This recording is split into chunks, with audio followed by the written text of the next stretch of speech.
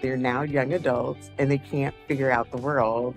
And they're like, what's wrong with me? Why can't I figure out all these things? You cannot really be your authentic self in this world. We tell our kids that all the time. You can be your authentic self. They figured that out in middle school. That's where we're falling in the cracks because we're trying to do this one size. You're doing a great job. You didn't fail your kid. Right. And your kid can still stay home. My kid stayed home until he was 23. But they still need social experiences and exposures. Welcome back to another episode of the Unspoken Words Podcast, a Selective Mutism podcast by the Smart Center, produced and published by New Edition Productions. This episode features a discussion between Dr. Elisa Shipon-Blum and April Ratchford on the intersection of autism spectrum disorder and selective mutism, specifically in adulthood. April Ratchford is a licensed occupational therapist and the creator of the popular Adulting with Autism podcast, an internationally recognized podcast with over 2 million downloads featuring authentic stories from autistic and neurodivergent adults. As a licensed occupational therapist with over 2 decades of clinical expertise, she blends therapeutic knowledge with lived experiences as an autistic Black woman raising an autistic son. Through speaking, advocacy, and collaborative projects, April shapes conversations around autistic adulthood with a focus on accessibility, equity, and redefining independence. Authentic and bold, she helps autistic adults feel seen and equipped to build lives that truly fit them. In this episode of the Unspoken Words podcast, Dr. E and April explore how autism spectrum disorder and selective mutism often co-occur and why adults are frequently not only misdiagnosed but misunderstood. They examine what SM actually looks like across different social settings in adults with autism spectrum disorder and discuss the unique factors including sensory processing, social burnout, and executive functioning that influence communication challenges. Before we get started, if you have any questions on anything here in today's episode with Dr. E and April, please head to selectivemutismcenter.org/ask Dr. E. That's ASKDRE. Enter your question in the form. The team reads all of your submissions and does their best to answer them on podcast episodes, blog posts, and on social media. And speaking of social media, for the best of this episode and every episode of Unspoken Words, make sure you're following the podcast on Instagram and YouTube. On Instagram, we are at unspokenwords_podcast, and on YouTube, we are Unspoken Words Podcast by Dr. E. All right, without further ado, please enjoy the latest episode of the Unspoken Words Podcast. Hi, everyone. It's Dr. E. Before we get started with today's episode, I'm so excited to announce that our popular Selective Mutism in the School virtual conference is now available as a self-paced online course. The conference dives into how to assess the mute child, testing for common comorbidities, and proven strategies and interventions to support students with SM within the school. And of course, we dive into accommodations and interventions such as 504s and IEPs. The course offers 5.5 continuing education credits from most professionals. So parents, share this opportunity with your child's school. To sign up, just head to our website or check the description in this podcast episode. Together, we can create a world where every child has a voice. Now, enjoy the episode. Hey there, April. How are you? Good. Nice to see you again, Dr. E. No, it's wonderful to see you. We had such a great podcast on your podcast, and we were excited to have you come on ours to talk about like adults, perhaps teens with selective mutism and autism, and how do we tell the difference? What are some of the presentations they have? What you see in your work and so forth. I think it would be wonderful because, you know, our audience obviously is selective mutism, but we have a much bigger population than anyone would think with autism and SM. But the interesting thing is we get individuals diagnosed with SM when they have autism, diagnosed with autism when they have SM, and then those that have both. So I think it's very pertinent to talk about how individuals present with autism and SM primarily. That's your thing, right? Yes, it's my thing. It's something I love, especially after they come out of high school because they present so differently as young adults because they're not kids anymore. They're now young adults and they can't figure out the world. And they're like, what's wrong with me? Why can't I figure out all these things? And we aren't giving it to them, especially when you came onto my show and said, they could just have selective mutism, versus the autism. And I'm sure a lot of my audience was like, holy crap, I may not have autism, or they could have both. Right. So I think it would be wonderful to kind of start off for our audience. You know, we have a bunch of questions we can go through, and how does autism and SM intersect in adulthood is a really important, question and something to talk about. But I think it's important to kind of distinguish between SM and autism for our listeners, because I'll tell you, just like with your listeners, it's really, really difficult to differentiate sometimes for most people. So thought you could talk to us about how autism presents, and then I'll go into the SM piece, and then we can talk about if you have SM and autism.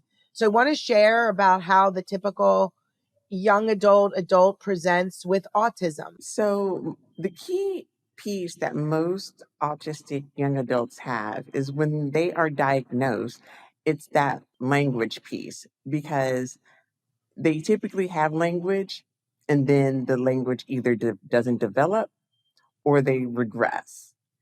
And that's usually the key piece. And it's not just this selective mutism, it's something presents right at two, it's very distinguishable. People just seem to think it's this social aspect as well. No, it's language as well. They don't communicate. It's not just the social anxieties with it. With myself, when I was a kid, I didn't speak until I was 2.5.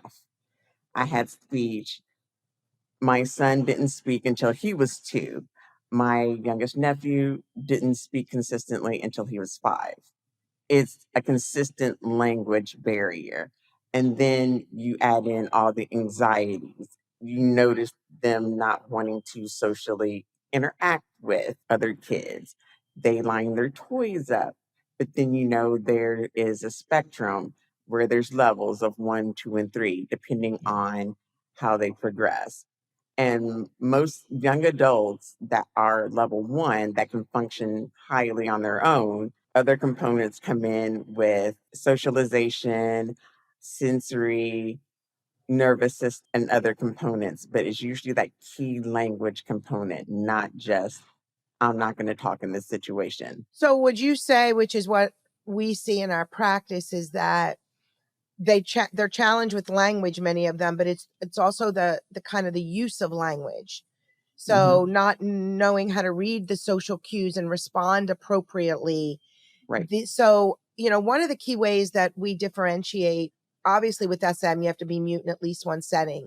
However, it could also be an individual's social communication challenges where they may not be completely mute, especially as they're older teens and adults. What we see is that younger children present with more of an overt mutism presentation. In other words, what I'm saying is it's very obvious. They don't talk to peers, or they talk to one or two. They don't talk to teachers. They don't talk in restaurants. Whatever that may be, it's very obvious. So that diagnosis of SM can be made way before autism, because the mutism almost masks a lot. They're not speaking, so you think it's anxiety. That's why they're not engaging and interacting with peers. But as they get older and they get to be teens, very often they do speak. They're just not initiative, elaborative, expressive. And these are individuals with SM, with or without, let's say, autism. So it gets confusing because, wait, they're not completely mute. They can answer, how are you, quietly, maybe good, but they're not initiative. They're not expressive. They're not elaborate. They lack conversation starters. And this is where what we see is that social puzzle, that use of language, figuring out the social puzzle, the internal desire to have a friend, having back and forth reciprocal connections. Listen, I have many individuals I work with that are completely mute in school, let's say, but they have friendships. Their eye contact, their body language, the way they laugh appropriately, they can be mute, but their friendships are there. I mean, they might have 10 great friends, but they're not communicating verbally. So we can't say it's because they're mute. So would you say that the use of language is the difficulty of figuring it out? Seeing like somebody that, let's say you want to start a conversation. So It's not the social anxiety piece, but more of the anxiety of knowing what to say, how to say it. Whereas if their anxiety is low, they still can't do it well. I feel like it's a combo of both because sometimes a lot of autistic people are very concrete thinkers Yeah, and language can be very abstract very. and you're using facial expressions and then the body language and then they have to figure out, well, are you being serious or what are you doing? Because my son especially, it was when growing up, he was very flat. And so when he said it, people were like, is he being a jerk? And I was like, no, that's just how he just presents. Like, he's just going to say it.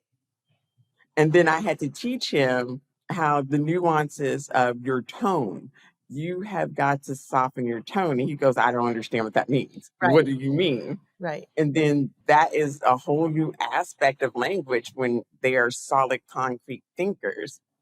And some people who are autistic understand some abstract thought and are like, okay. But then to read an entire room of people with language and body language, that can be exhausting for that piece. And you're like focused on one person, language, pattern, it's a lot.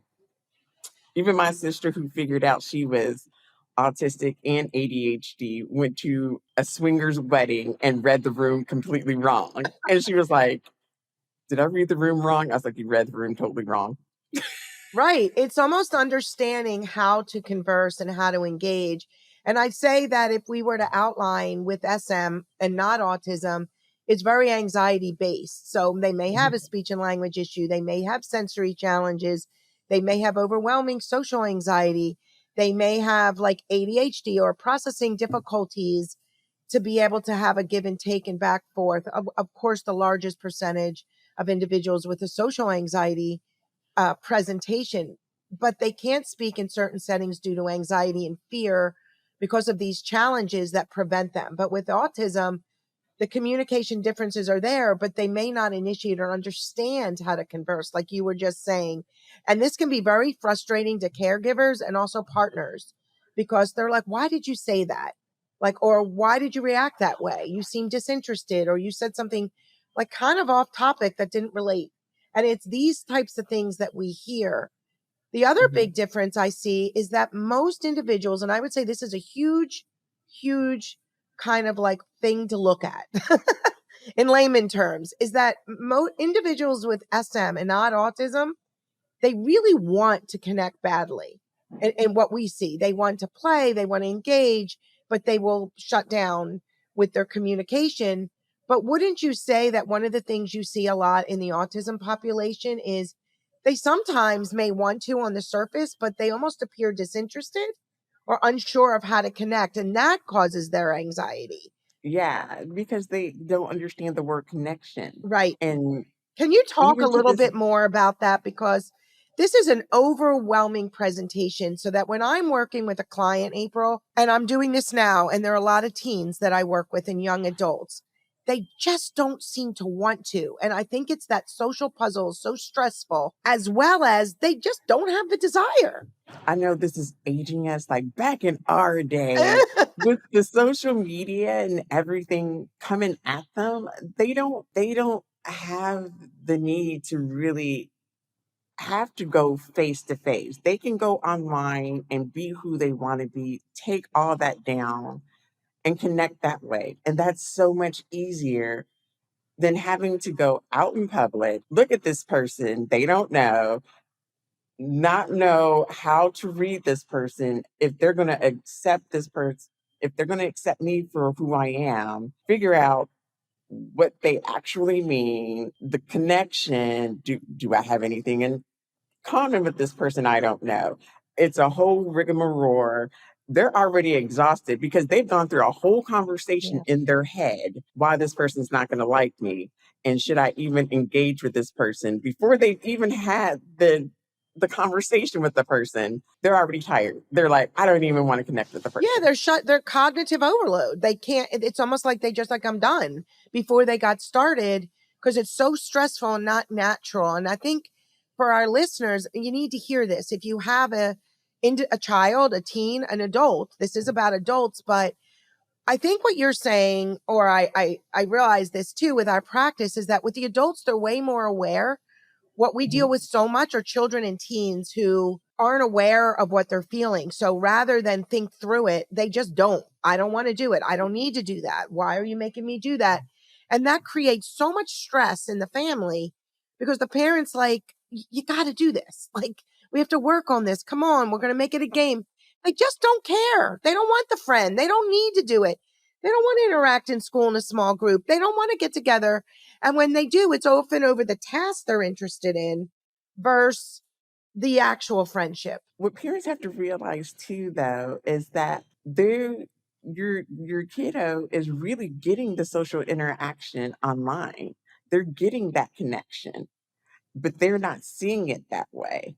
They're saying, my kid is not interacting with this real friend. And I thought that way for the longest time with my kid because they're just interacting virtually. But for them, this is for real friends online that accept them, connect with them Yeah. with their own interests, with their own uniqueness that they have chosen. They've chosen this group. And parents have to realize that this online world that they have developed with their Discord or their Roblox or with their Twitch. These are people they got to choose. Now, when they have to go to therapy or school is choosing the group. And these are friends they're necessarily choosing. And they're like, you want me to connect with these people? I have no idea who these people are. They don't know what I like, and you want me to connect and let my wall down. So, and parents aren't necessarily explaining why this is concerning to them. They're just saying, you shouldn't be online. And I'm not saying I wasn't one of those parents as an OT, because I was like, I don't understand. But the more you do the research, to somebody who is autistic and has this gripping anxiety already in their head of they've already had the conversation in their head as kids and teens. They've already had that conversation. Remember when you were a teenager, you've already had that conversation in your head. They're already not going to like you. It's amplified. So you have to explain to them, hey, I get that you have your group of friends online and I'm cool. That's cool. Show me your group of friends. Get involved with that. But explain to them, hey, you're going to have to learn to navigate the adult world with people you don't know without me. Going to a restaurant, going to a store, conversation starter, initiating a need, helping, getting, self-advocacy, needing help, being able to, hopefully have a family. Most of the individuals we see are like a level 1 in our practice. The level 2s are very obvious, very, quickly. And yes, you can have SM and and autism. But yeah, I think it's really difficult. And I think one of the challenges we have is that self-motivation, which is what we see as a challenge for many with autism, that because they're not interested. Look, if they love roadblocks and that's their thing, they're the most motivated individual there is. But if it comes to giving an order in a restaurant, asking for something in a store, responding to a family member at Thanksgiving, that's just not an interest to them. And a lot of parents, they're like, I can do this for them. And I'm like, okay, parents, you're going to have to switch your thinking. What happens if you have that stroke? Right. What happens when they turn 18? They're going to be adults. They are not overgrown children. They are young adults. And I hate to tell you, they know they're adults at 18. Yeah. Don't let them fool you. They are waiting for that day to tell you they are an adult and what they really think. They're just waiting for that day because my son couldn't wait. Oh gosh, that's so funny, but so true. I think it's also important to talk about how with SM, speech and behavior vary based on the setting and the people in the setting, whereas with autism symptoms exist in all settings. So the traits are typically consistent across all environments. although the anxiety, of course, or the presentation in an environment where they're not familiar at all could be more exaggerated, but you see these traits at home. Whereas in the comfortable environment, individuals with SM that don't have the autism, they're pretty much as comfortable can be within the realm of their presentation. So if they have difficulty with an expressive language disorder, they're going to show that at home. If they have difficulty with attention, they're going to show that at home. Right. But the autistic features are going to also be shown at home. And I think that's important too, because autism doesn't change. You have autism. It's not going to change. Maybe the severity of symptoms may, but you're going to see those symptoms, at home. And so that's important. And I think when it comes to treatment, talk to me about, I know you're an OT. Talk to me about how you address it and how you treat these individuals with autism. It really is getting on the page with parents and being realistic, because parents have an expectation of what they want their kid to do, and then kids have their own expectations of what they want to do. And it's really being realistic of what is going to work for both of them. And it's not just one aspect. You have to look at it. What can a parent afford to do? What can the parent do every day that it's simple for them, that is going to be repetitive, it's going to be effective, and it's effective treatment for the kid to be responsible? Because a parent can make a kid do it all day long, but if the kid doesn't have any desire to do it, he's not going to do it. Like when my son learned to make his own ramen noodles in the microwave, that was a win for me, because he had the desire to eat ramen noodles. And it was another OT that showed him how to do it. I was like, that's a win for me, because that took something off my plate. He could do it himself. He was interested in learning how to do it. Now, was he interested in learning how to do handwriting? Absolutely not. We tossed that right out the window, because it just stressed me out and stressed him out. So another OT taught him how to type. Did he hate typing? Absolutely. But was it more effective for him for his schoolwork? Yes. So he learned how to do it. He fussed and fought, and I made him do it. But in the long run, here he is in college down the road. He's like, I'm so glad I know how to type. Hey listeners, we'll get back to the episode in a second. I want to tell you about Communicamp, our popular 3+ day intensive group treatment and all-day parent education and support program designed to help parents, children, and teens overcome selective mutism, social anxiety, and extreme shyness. Over 3+ action-packed days, your child or teen will engage in immersive activities guided by expert clinicians that build confidence and communication skills in a supportive, fun, and collaborative environment. Spaces are limited and spots book up fast.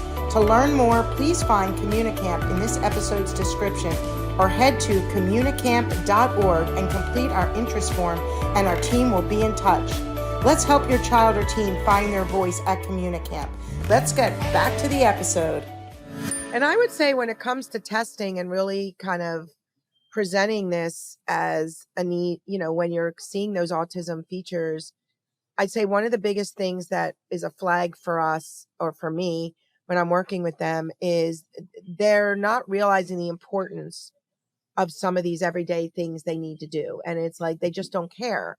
Whereas most individuals with SM, especially as they get older, they realize, you know what, I do need to be able to do this. And maybe the parent dynamic is rough and that has to be worked through.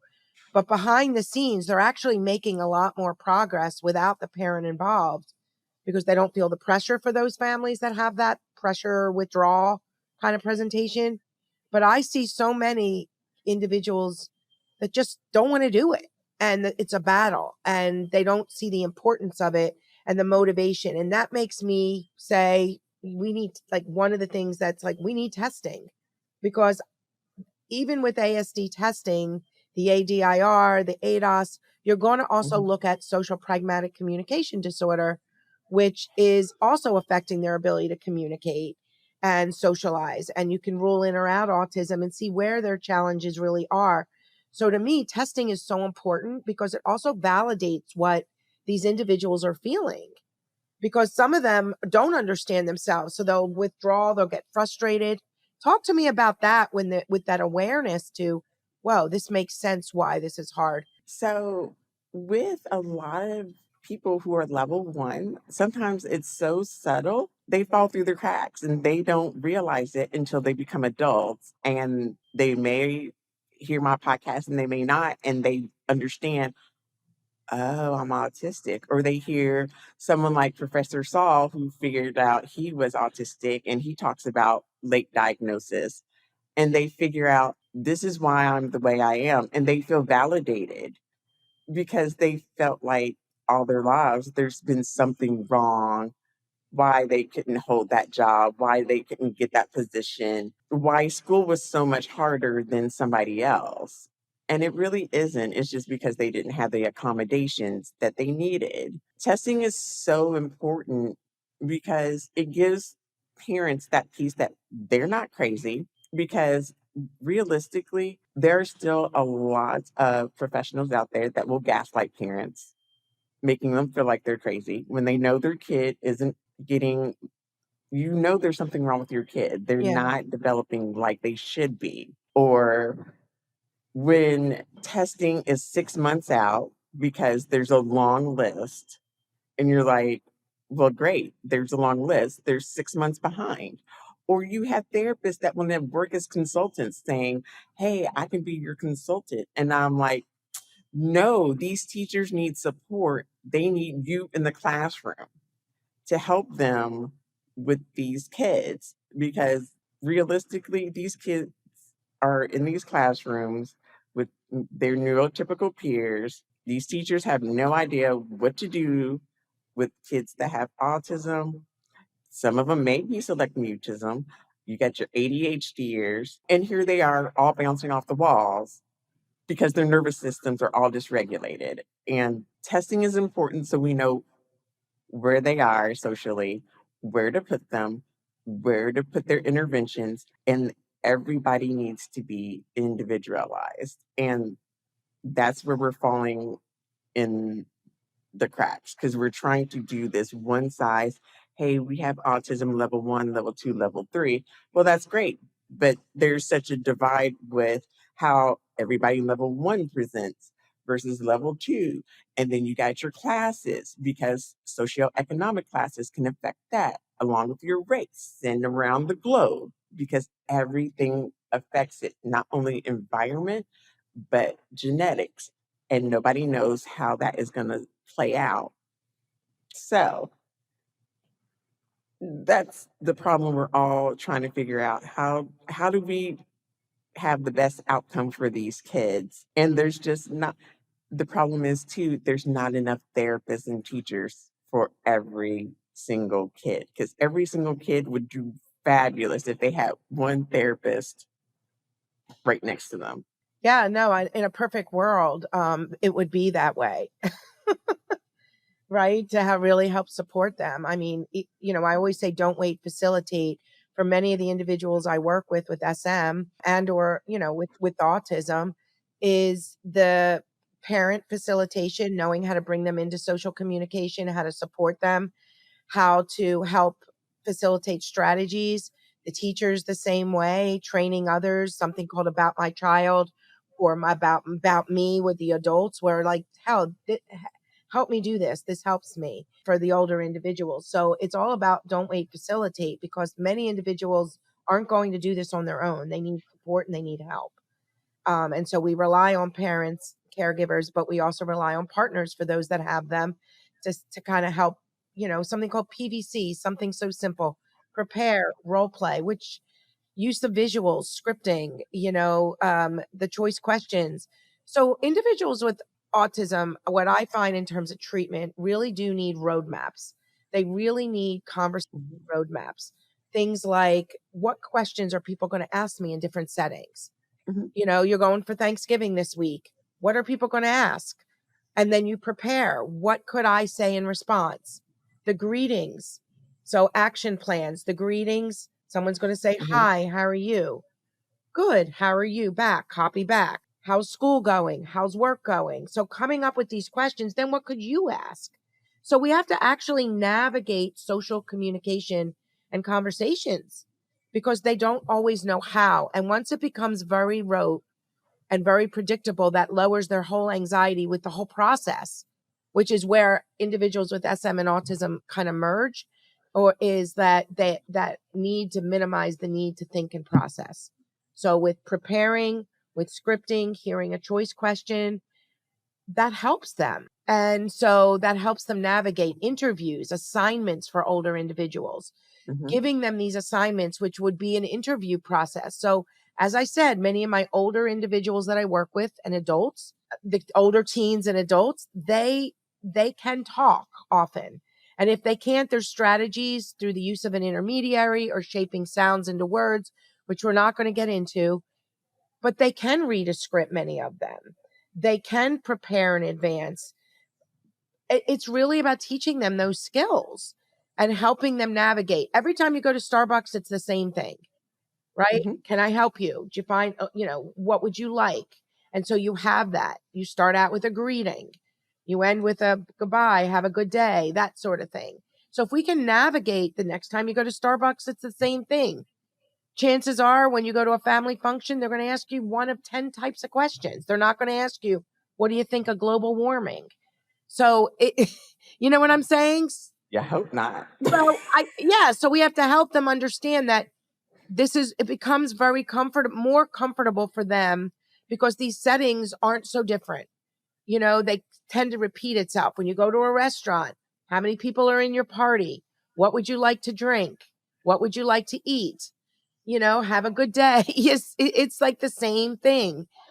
And then social events, creating these social stories and really giving them the conversation skills and having them. So here's something in addition. Talk to me about the caregivers or the partners of these individuals, where they're doing for them. They're almost their like driver of their car, because a big part of our work is helping individuals that we work with become the driver of their car and not the passenger, where they're dependent.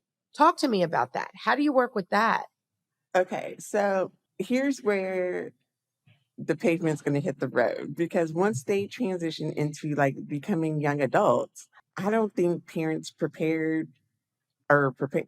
I don't know what happened. I think our brains just shut off and we thought they're young adults.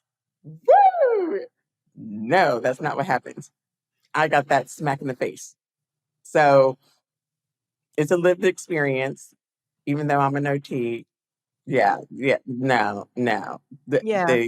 They still need you, because what tends to happen with parents that have kids with autism, we tend to isolate because we don't take our kids anywhere out unless it's an autism event, because we mask and we don't want our kids to act out. So guess what? They become young adults, and now we're like, oh, they're young adults, and that they can understand no, and they can follow commands, and they're young adults. But you forget they don't have any social cues because we didn't take them out. So guess what you get to do? You get to teach them. Talk to me about masking. What do you see? Because it's so often these individuals are diagnosed late, and I know girls are more commonly a masker. Talk to our audience about how they mask and why it's difficult to make that diagnosis. Talk to us about masking. So masking is what Black people used to call code switching, but it's masking. So you are presenting yourself as this put together neurotypical family where your kid is not acting out or biting or having these meltdowns. You know your kid is going to melt down. You know your kid is going to melt down because he has autism. He gets overwhelmed and he doesn't know what to do with these things because his nervous system is dysregulated and he doesn't know how to regulate it yet. So what you do is, instead of being okay and saying, okay, this is just how life is going to be, you sit in the house, you don't go out. If you do go out, you make it for short 30-minute periods. So you feel like you're all put together. You're just hiding everything. Your only safe space is probably your house. You're going out and you're presenting this face that is not you. You're not being authentic you. And it's exhausting. You go to work. You mask. You can't be your authentic self at work, because if you did, you'd probably get fired. Same thing with people with autism. If I went to work every day and told everybody what I thought, I would not have a job. Right? Because you cannot really be your authentic self in this world. We tell our kids that all the time. You can be your authentic self. They figured that out in middle school. And that's why they have a chip on their shoulder with their therapist and they give them the side eye. Talking about, because they're on TikTok. They are not stupid. They're looking at their therapist going, be my authentic self. They already know they have to mask because they have to go into school every day. The dude is going to say something or the girl's going to say something about their weird clothing. They're already masking, or their therapist has already taught them how to mask. What people aren't telling them is how to unmask, where it's safe to unmask. You should have a safe space where you can feel like you can just be you. And that should be in your home, around your friends. And that's why they go on to the online spaces, because they can be themselves. And if parents really paid attention, you will hear your kid be themselves. When their door is closed, tiptoe outside their door. You will hear your kid sound like a typical kid, laughing, joking. Those things you don't normally hear, they feel comfortable because they found their people in the online space. They're unmasking. It is exhausting. They need a safe space and learn how to know where the safe spaces are. Or if they're masking 24/7, they're going to burn out and they're going to be agitated. They're going to be irritated. They're going to be angry. And if you see that in your kid, they're masking around you. They're masking at school. They're masking at work. You need to provide a safe space where they can feel like them and not feel judged.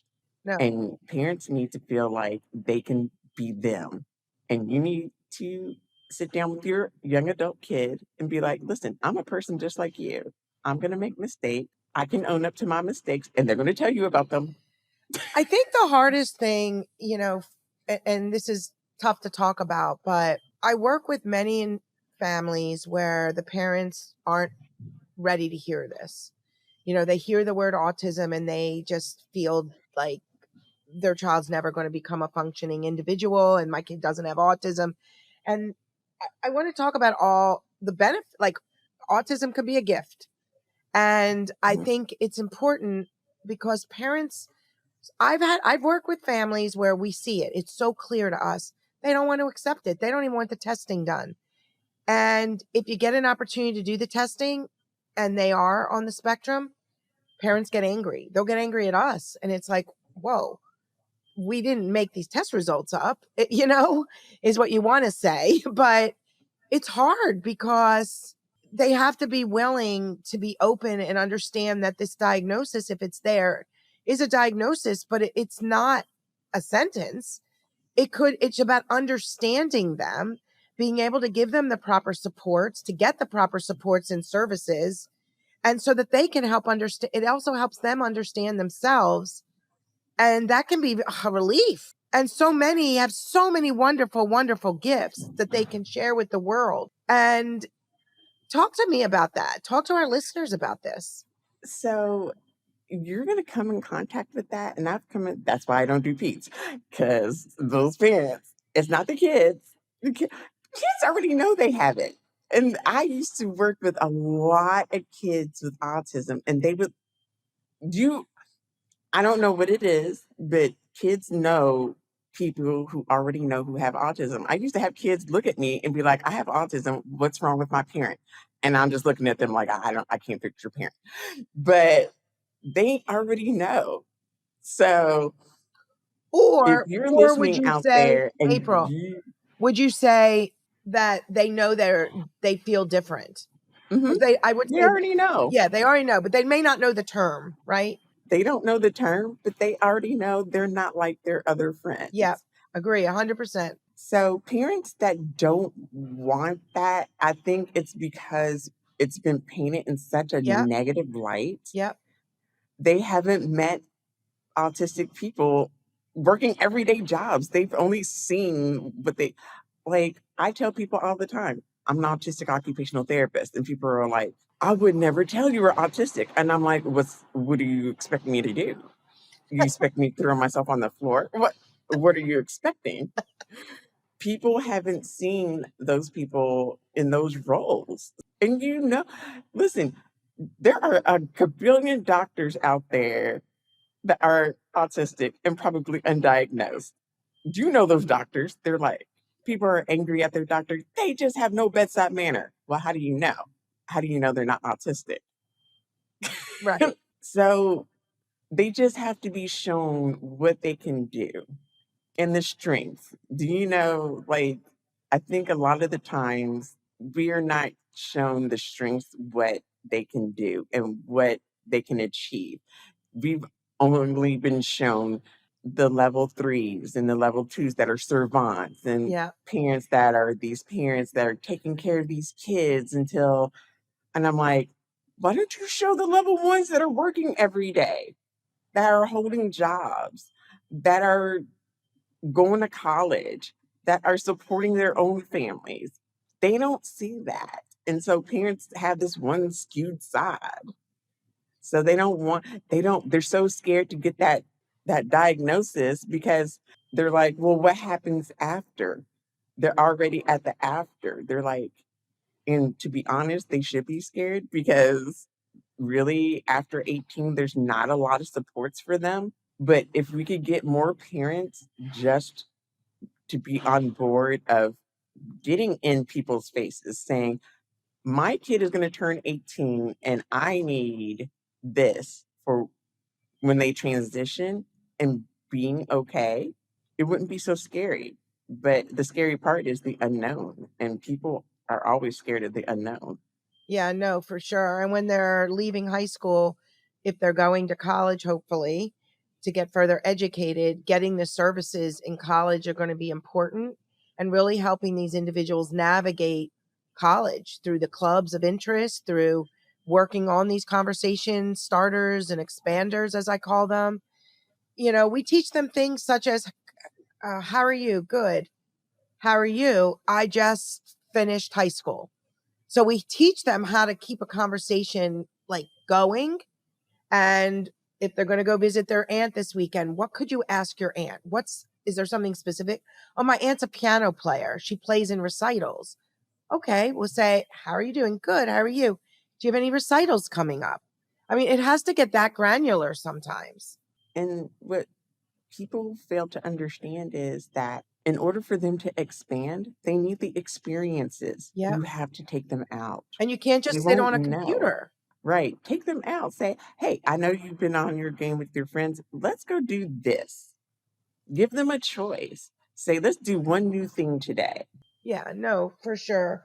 Are there any last minute things you want to tell our listeners? Like, first of all, tell us your podcast name again, even though it'll be in the show notes. And anything you want to say, like you wish you could say. So my podcast is Adulting with Autism, and it's for you guys 18 and over that are trying to navigate adulting, because you don't have to have it figured out. None of us do. And what I want to say is to all you guys out there that are parents, you're doing a great job. You didn't fail your kid. Right. And your kid can still stay home. My kid stayed home until he was 23. I stayed home until I was 25, 26. Well, when you stay home, I just want our listeners to understand, you mean live at home, but they Mhm. still need social experiences and Yes, exposures. they still need social experience. Yeah. My kid failed out of college twice before he got a job at Kroger, kept his job 2 years, and then said he did experiences. He's traveled to different cities. And then he said, I don't want to work at Kroger for the rest of my life. I really do want to do video game design. And I said, okay, well, you know what you got to do. And he said, I want to go to Marshall. He's in his first semester of Marshall. Is he tearing out his hair? Absolutely. He's like every other college student. What did he achieve today or yesterday? He learned to ride the bus for the first time to Walmart at Marshall University with 2 friends. So it can be done.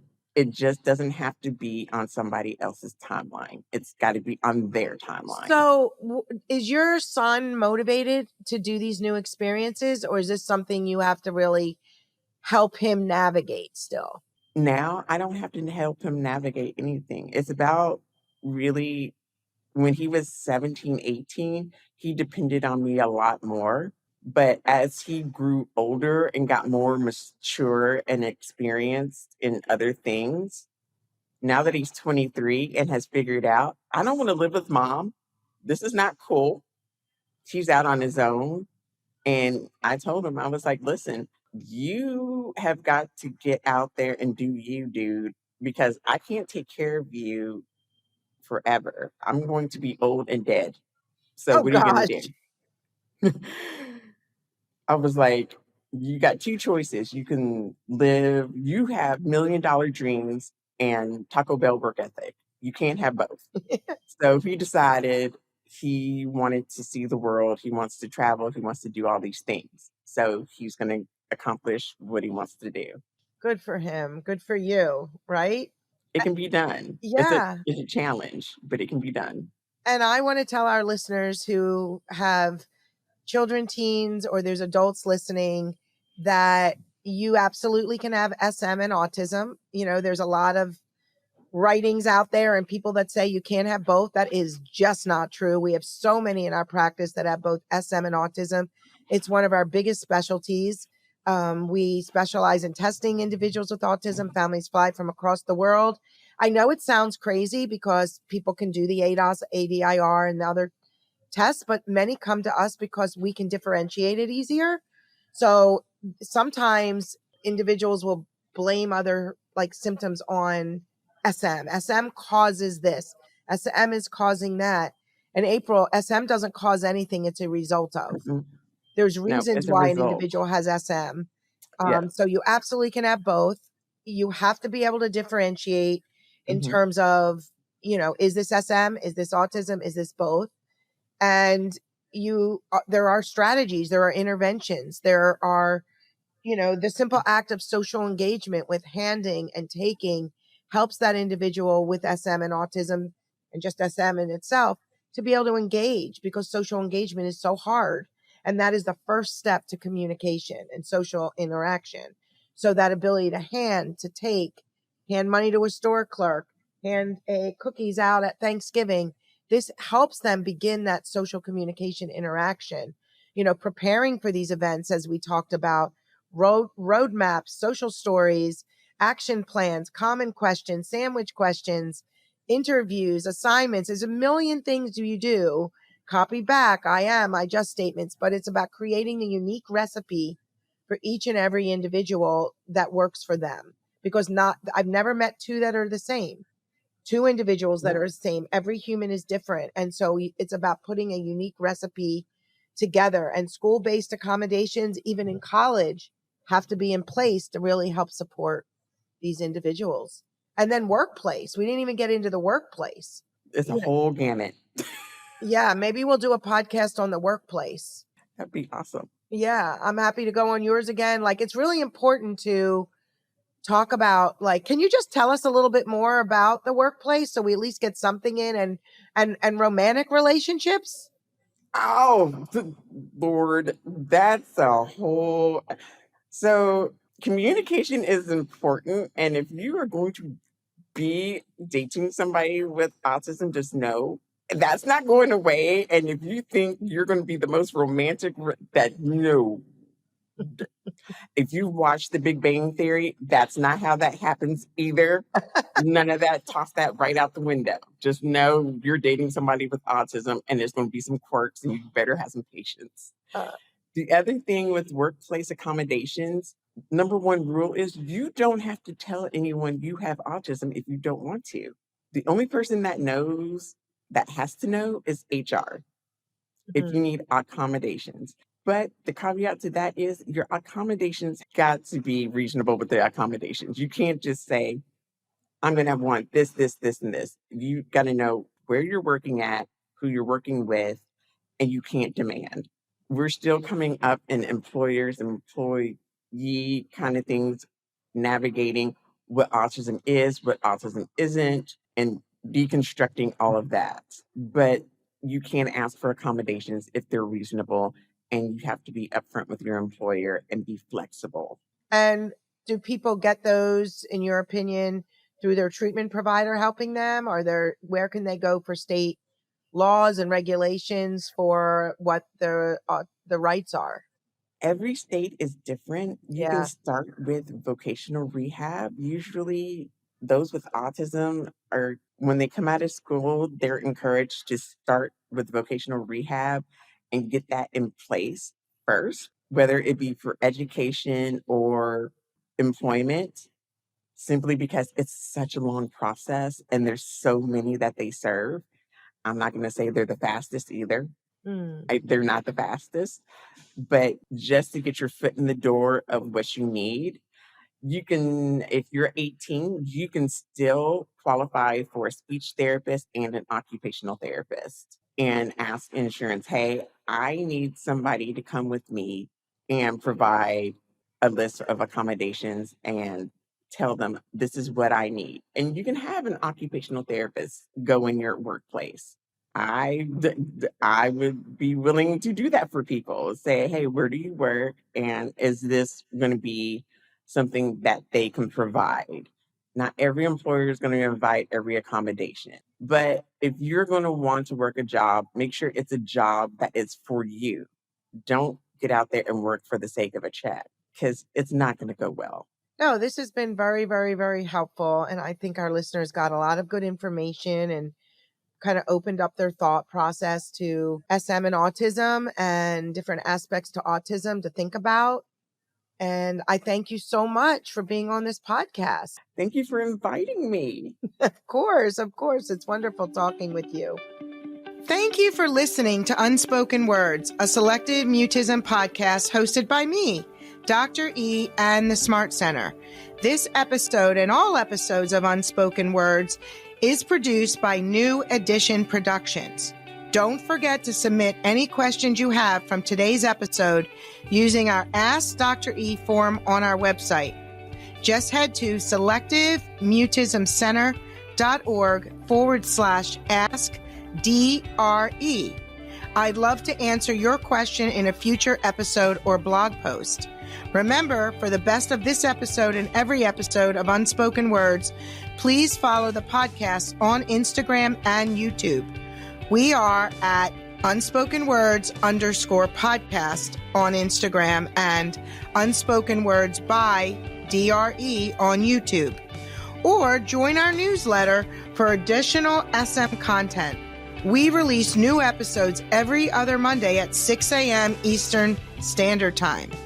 We'll see you next time.